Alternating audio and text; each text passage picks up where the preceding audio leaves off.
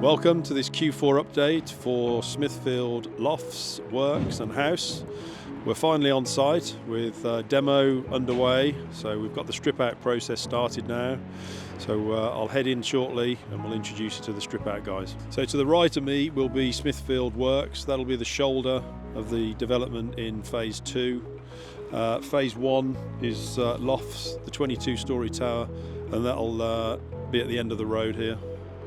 I'm here with Liam of AWD, who's heading up the strip out process and then leading into the demolition program. So Liam, can you just talk us through the program of where you are now and then how this sort of works its way through to a flat ground? Yeah, of course. So we're here today to enter the contents of the building.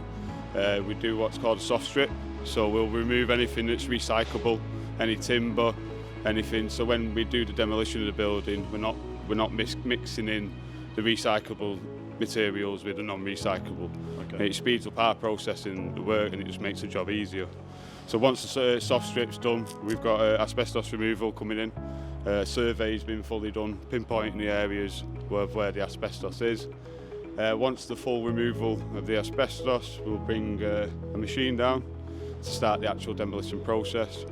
Generally we start at a corner of the building, peel the roof back, and then just work our way through slowly. Once everything's down, we separate into different piles for shipping off site. Once that process is done, it's generally after that, it's lifting the foundations and the slab. Any stone is usually crushed and left on site for reusable material in the building. Great, and what's the timeline on that? So from strip out, how long does that take? And then all that demolition process, how long does that take? Usually it depends on the size of the building, but looking at this, you probably a couple of weeks preparing it for asbestos removal. Then the asbestos removal usually takes a little bit longer because of all the precautionary side of it. Probably 4 to 5 weeks on that, and then the actual demolition probably 4 to 8 weeks total. Okay. So in total probably 16 weeks, 18 weeks. Okay. So as we go into kind of Q2 next year, the site, this area of the site at least, will be cleared, yeah. And then you'll start then moving into what we class as plot 2, and then the same process again. Yeah, and it's just a knock-on effect from there. So we try and get this ready so we can get a machine here, have lads working in front of the machine, so when the machine's finished for this stage and he's ready to move on to the next one, it's ready for him to go and there's no sort of downtime hanging around. Okay, great. Thanks for that, appreciated. I'm at the far end of the road now, so it will be Lofts will be behind me, the 22-storey tower. So obviously the demo guys, strip out guys will work their way to this point, and then they'll pause before then they move across to house and then the plot 2.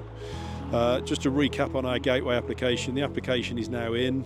Applications currently are taking quite a while. There's a lot of applications in, currently 4 we are told have been approved, and that's all.